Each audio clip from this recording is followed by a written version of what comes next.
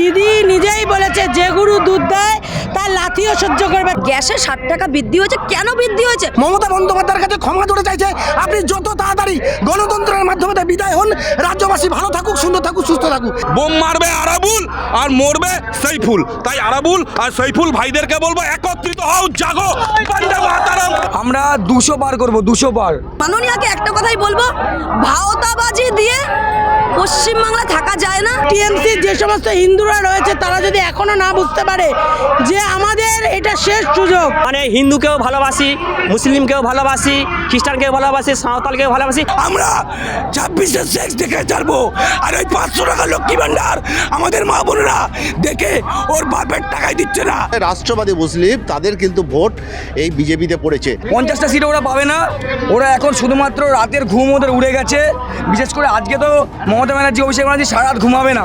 এই যে মুসলিম সম্প্রদায়কে কলা পাতার মতন ব্যবহার করছে, খাচ্ছে আর এঠোটা ডাস্টবিনে ফেলে দিচ্ছে। আজ এই মুহূর্তে আমি দাঁড়িয়ে রয়েছি কলকাতার ঐতিহাসিক ব্রিগেড প্যারেড গ্রাউন্ডে। আর আজ এই ব্রিগেড প্যারেড গ্রাউন্ডে কিন্তু প্রধানমন্ত্রী নরেন্দ্র মোদী তিনি আসছেন আর কিছুক্ষণের মধ্যে, এবং এখানে তিনি করবেন জনসভা। ইতিমধ্যেই আমরা এই মাঠ প্রাঙ্গণে দেখতে পাচ্ছি বিভিন্ন পশ্চিমবঙ্গের বিভিন্ন জেলা থেকে, বিভিন্ন প্রান্ত থেকে বিজেপির কর্মী সমর্থক থেকে নেতৃত্ববৃন্দ তারা কিন্তু এসেছে এবং বিভিন্ন জেলা থেকে তারা আসছে এবং এই সভায় তারা কিন্তু যোগ দিচ্ছে। এই বাংলায় এবারে একটা টাফ ফাইট হতে চলেছে তৃণমূল এবং বিজেপির মধ্যে। সেখানে দাঁড়িয়ে কতটা এই যে আজকের সভা সেটা কতটা প্রভাব ফেলবে জনজীবন এবং কর্মী সমর্থকদের ওপর, সেটাই মূল দেখার। তো চলুন প্রথমেই আমরা কিছু সমর্থকদের কাছে যাব এবং তাদের থেকে জানবো কেন তারা আজকে এই তীব্র রোদের মধ্যেও মোদিজির এই সভায় এসছেন। কোথা থেকে আসছেন আপনারা? আমি ব্যারাকপুর সাংগঠনিক জেলা থেকে এসেছি।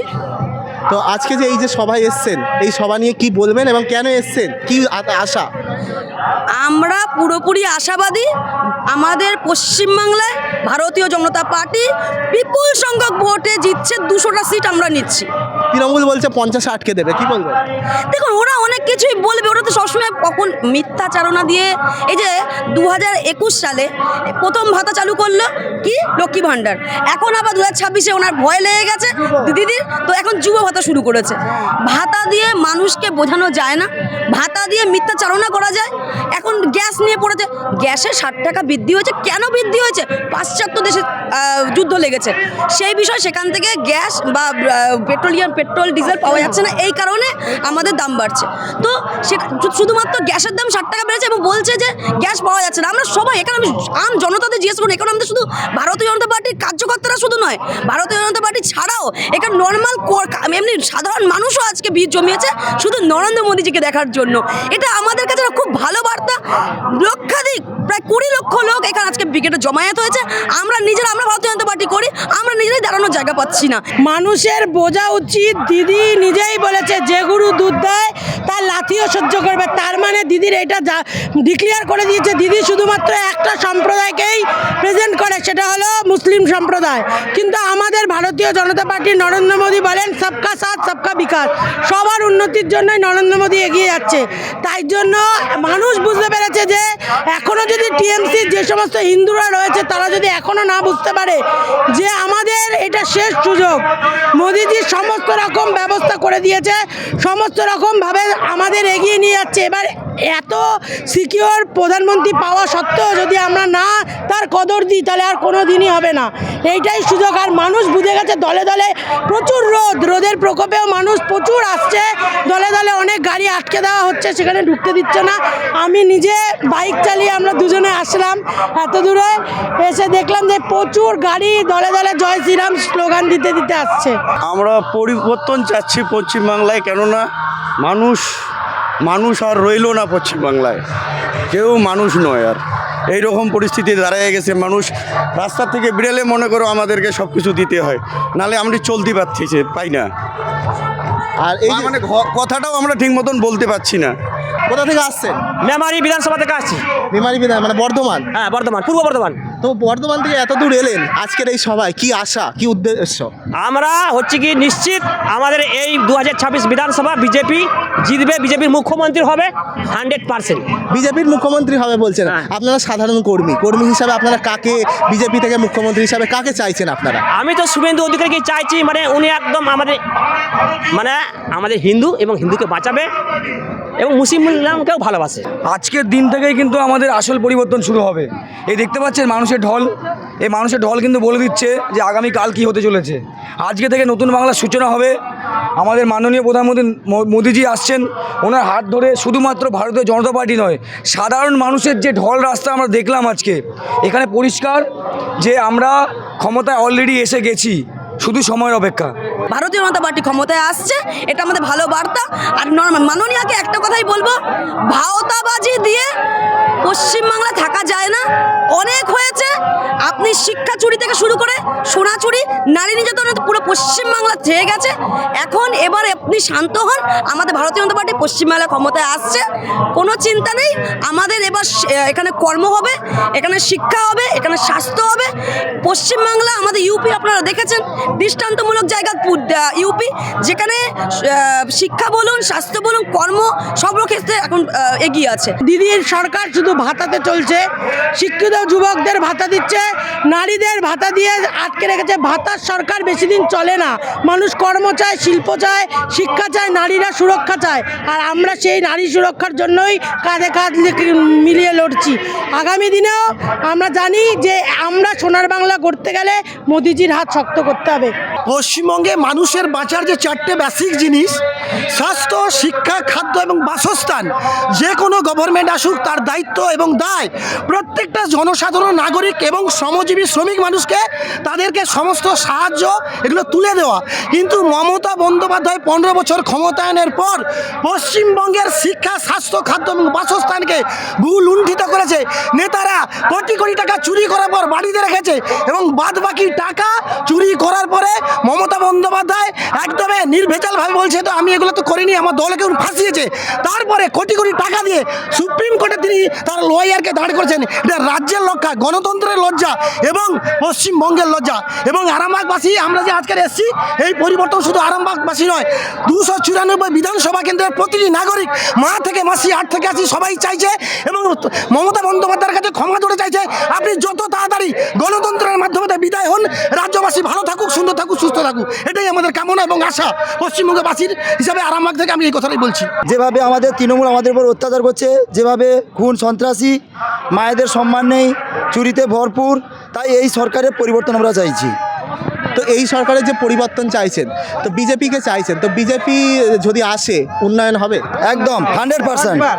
আমরা দেখছি অন্যান্য রাজ্যে সুন্দর উন্নয়ন হচ্ছে, সেখানে সবার সম্মান থাকছে, আমাদের যে বেকার ছেলেরা চাকরি পাচ্ছে এবং আমরা কর্মসংস্থানে আমরা বাইরে গিয়ে আমরা করছি, সেটা আমরা রাজ্যে বিজেপি এলে আমরা সেটা 100% সফল পাবো। দেখুন, ওরা ভয় পাচ্ছে, ওরা অনেক কিছু বলছে, ওরা ভয় পাচ্ছে, ওরা নিজেরা 2 সংখ্যার ডিজিট পার করতে পারবে কিনা সেই চিন্তা ওদের রাতে ঘুম নেই। আমি আপনাকে কথা দিচ্ছি, আজকের যে জনসভা আমাদের রয়েছে এবং রাস্তাঘাটের যে মানুষের মধ্যে উচ্ছ্বসিত মনোভাব দেখলাম, আমরা 200 পার করব, 200 পার। ভারত মাতা কি! তাহলে তৃণমূল কংগ্রেস কটা আসন পাবে বলে মনে করছে? দেখুন, ওদের যে অবস্থা, ওরা তো বিশেষ এক সম্প্রদায়ের উপর ডিপেন্ড করে, ওই সম্প্রদায়ের কয়েকটা সিট ওরা পাবে, ওরা 50 পার করতে পারবে না। আজকে কথা দিলাম 50টা সিট ওরা পাবে না। ওরা এখন শুধুমাত্র রাতের ঘুম ওদের উড়ে গেছে। বিশেষ করে আজকে তো মমতা ব্যানার্জি, অভিষেক ব্যানার্জি সারা রাত ঘুমাবে না। আমার নিজস্ব হচ্ছে গিয়ে বিষয় যে আমি সকল ধর্মের মানুষকে ভালোবাসি। আমি মানে হিন্দুকেও ভালোবাসি, মুসলিমকেও ভালোবাসি, খ্রিস্টানকেও ভালোবাসি, সাঁওতালকেও ভালোবাসি। সমস্ত মানুষকে ভালোবাসতে হবে এবং সবাইকে নিয়েই আমাদের জিততে হবে বিজেপি পার্টিতে। এটাই আমার আশা, আকাঙ্ক্ষা এবং আমরা জিতব। বিগত 15 বছর পশ্চিমবঙ্গের এই তৃণমূল সরকারের যে অপশাসন, সেই অপশাসন থেকে পশ্চিমবঙ্গকে দুর্নীতি মুক্ত এবং মানুষকে এই অপশাসনের হাত থেকে রক্ষা করার জন্য আমরা পরিবর্তনের উদ্দেশ্যে আজ সুদূর বাঁকুড়া জেলার থেকে আমরা আজ ব্রিগেডের ময়দানে এই রৌদ্রের তাপেও আমরা দৌড়ে এসেছি। সারা পশ্চিমবাংলা জুড়ে এই শেখ শাহজাহানের মতন লোককে আমরা ওই 500 টাকা লক্ষ্মী ভাণ্ডারের জন্য আমাদের মা বোনের ইজ্জত যেভাবে দিনকে দিন শেষ হচ্ছে, এই নোংরা সরকার আমরা শেষ দেখে ছাড়বো। 26-এর নির্বাচন, দিদির বিসর্জন, দিদির বিসর্জন। এই 26-এর নির্বাচনে এই শেখ শাহজাহান আর এই আরাবুল ইসলাম এই গুন্ডা রাজ আর চলবে না পশ্চিমবাংলায়। আমরা 26-এর শেষ দেখে ছাড়বো। আর ওই 500 টাকা লক্ষ্মী ভাণ্ডার আমাদের মা বোনেরা দেখে ওর বাপের টাকায় দিচ্ছে না, আমাদের ট্যাক্সের টাকায় উনি দিচ্ছে। মেদিনীপুর দাঁতন বিধানসভা আজকে এখানে এসেছেন, কি আশা, কি উদ্দেশ্য? আমরা এসছি এই 2026-এ আমাদের যেটা মূল লক্ষ্য, আমাদের এই যুব সমাজকে পথে বসিয়ে দিয়েছে আমাদের দিদি। 1,500 টাকার বেকার ভাতা, ওটা আমাদেরকে ভিক্ষা দিয়ে আজকে যুব সমাজকে পঙ্গু করে দিয়েছে। এরই পরিবর্তন আমরা চাইছি।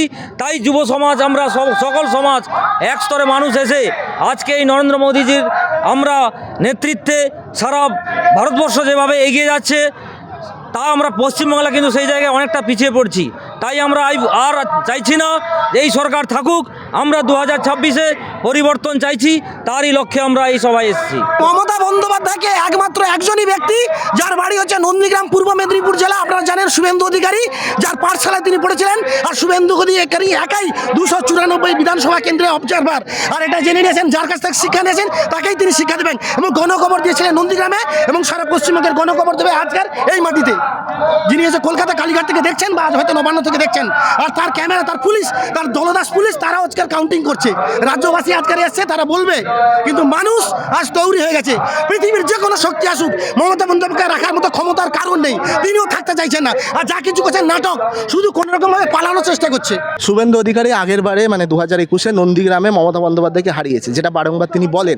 এবারে তিনি বলছেন যে ভবানীপুরে মমতা বন্দ্যোপাধ্যায়কে হারাবেন, এবং কিন্তু আবার মমতা বন্দ্যোপাধ্যায় উল্টো দিকে বলছেন যদি একটা ভোটে হয় ভবানীপুরে তিনিই জিতবেন। কি বলবেন? অসম্ভব। এবারে ভবানীপুরে নিশ্চয়ই হাসছে। এসআইআরে দেখা গেছে ভবানীপুর থেকে কতজন বাদ গেছে, আর কত ভুয়ো ভোটার ছিল, আর কত রোহিঙ্গা ছিল। বাংলাদেশি রোহিঙ্গা দিয়ে ভোট করিয়ে যেটা শুধু ফায়দা লুটতো। আজকের আপনারা দেখতে পাবেন ওখানে ভবানীপুরে প্রায় 50,000 ভোটার বাদ গেছে। সেই হেতু দেখা গেলে শুভেন্দুদা ঠিকই বলেছে, আজকের কালীঘাটে বিজেপি নিশ্চয়ই ক্ষমতায় আসবে।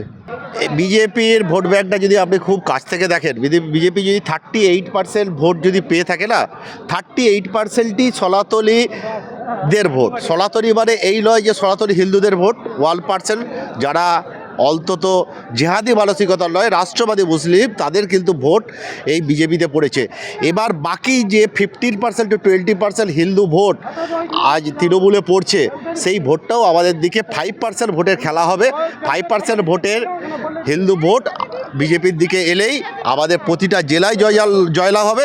কয়েকটা জেলা অবশ্যই মুসলিম অধ্যুষিত আছে, তারাও বুঝতে পারছে মমতা ব্যানার্জি তাদের শুধু স্বাভিমান, তাদের আত্মসম্মানকে নিয়ে খেলা করছে, তাদের উন্নতি কিচ্ছু করছে না। তাই সমস্ত রাষ্ট্রবাদী মুসলিম, রাষ্ট্রবাদী হিন্দু এবং সনাতনী পন্থাকে যারা অবলম্বন করে তাদের সবাইকে বলছি, আসুন এবছর ভারতীয় জনতা পার্টির হাত শক্ত করি, এবং এইখানে কলকারখানা হোক, রাত্রি 12টার সময় আমার মা, আমার বোন যেন রাস্তায় বেরাতে কোনো রকম দ্বিধাগ্রস্ত না হয়, এই মানসিকতা প্রচল করি। সুশাসন প্রতিষ্ঠিত হোক এবং কলকারখানা মাধ্যমে এইখানে যুবক জীবিকা যেন এইখানে অতিবাহিত হোক, মানুষ যেন বৃদ্ধ বয়সে তার বাবা মা সেবা করতে পারে। 2026-এ বিজেপি আসন পেয়ে যাবে আমার যা সংখ্যা 230। আপনি তো তৃণমূলের সংখ্যাটা বলে, তৃণমূল নেতারা বলছে 230 পার করবে ওদের ক্ষেত্রে, বিজেপিকে 50-এর বেশি পার করতে দেবে না। কি বলবে? অনেক কিছু বলেছিল, ডবল চাকরি দেবো, ওরা বলেছিল ডবল চাকরি দেবো, আপনারা মিডিয়ার মাধ্যমে শুনেছেন। কিন্তু এখন চাকরি দেওয়া তো দূরের কথা, 36,000 চাকরি আপনাদের সামনে নিয়ে নিল। তাই তো বাংলার মানুষ সেটা দেখছে, বাংলা চাইছে পরিবর্তন। আর পরিবর্তন 2026-এ বাংলার মানুষ একবারে ভেবে নিয়েছে, এই চোর সরকার, এই তৃণমূল সরকার রাখবো না। মানে 2026-এ পরিবর্তন হবে? পরিবর্তন অবশ্যই হবে, হয়ে গেছে। এতক্ষণ আপনারা দেখলেন যে এই ব্রিগেড সমাবেশের অনেক চিত্র আপনাদের সামনে তুলে ধরলাম। এখানে আজ মোদিজির সভা ছিল, সেখানে বিজেপির বিভিন্ন কর্মী সমর্থকরা এসছেন এবং তারা সকলেই চাইছে পরিবর্তন। সেই পরিবর্তনের লক্ষ্য নিয়ে আগামী 2026-এর আর 1 থেকে 1.5 মাস পরেই নির্বাচন। আগামী নির্বাচনে আজকের এই সভার প্রভাব কতখানি পড়বে তা দেখতে পাবে বাংলার মানুষ। আমরাও চোখ রাখবো 2026-এর নির্বাচনে কি হবে না হবে সবটাই আমরা দেখব। আজকের মতো এখানেই আমাদের প্রতিবেদন শেষ করছি। আপনারা দেখতে থাকুন আমাদের চ্যানেল N24 TV।